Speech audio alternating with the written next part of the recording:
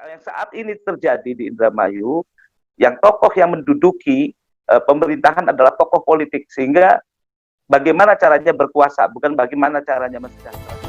Selayang pandang pelepas rindu. Ya, Bapak Syarif, tadi sayang sekali saya tidak bisa mendengarkan ya ceramah beliau atau sambutan beliau karena gangguan teknis ya.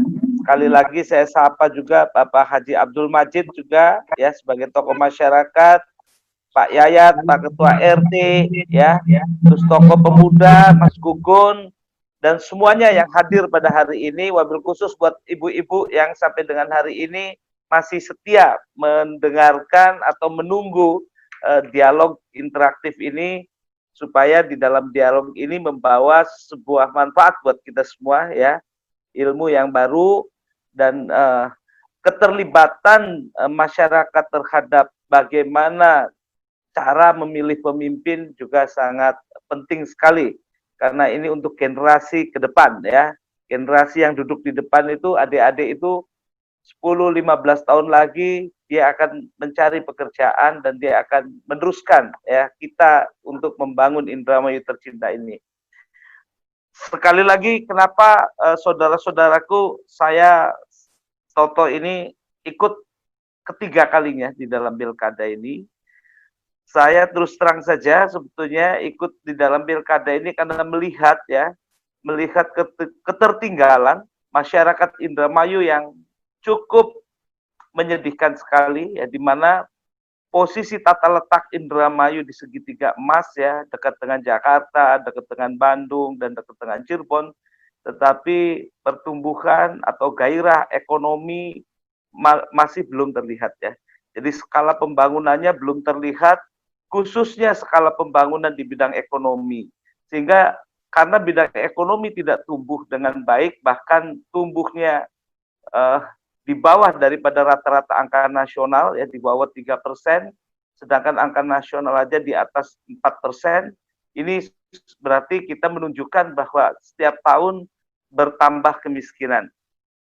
Karena tadi, kenapa saat ini Indramayu agak tertinggal dari Jawa Barat, ini membuat Indramayu menjadi suatu tantangan yang luar biasa supaya mampu meningkatkan peringkat IPM, Indeks Pembangunan Manusia, yang saat ini sangat tertinggal. Sehingga dengan fokus pembangunan yang tidak jelas, maka pendidikan pun sekarang di Indramayu rata-rata nggak sampai tamat sekolah SD ya, 5,9 tahun. Jadi itu bukan menurut Toto, menurut sensus penduduk ya, di Indramayu nggak sampai 6 tahun karena tadi faktor ekonomi, biaya pendidikan mahal, dan lain sebagainya. Itu satu hal ya, sehingga ini saya terpanggil untuk ikut, karena saya bidangnya ekonomi, saya ikut berperan serta atau bagaimana caranya menghidupkan ekonomi, bukan politik ya. Kalau yang saat ini terjadi di Indramayu, yang tokoh yang menduduki pemerintahan adalah tokoh politik, sehingga bagaimana caranya berkuasa, bukan bagaimana caranya mensejahterakan. Nah, di sini sikap yang saya ambil adalah bukan dari partai politik, tetapi saya mendapat rekomendasi dari masyarakat Indramayu.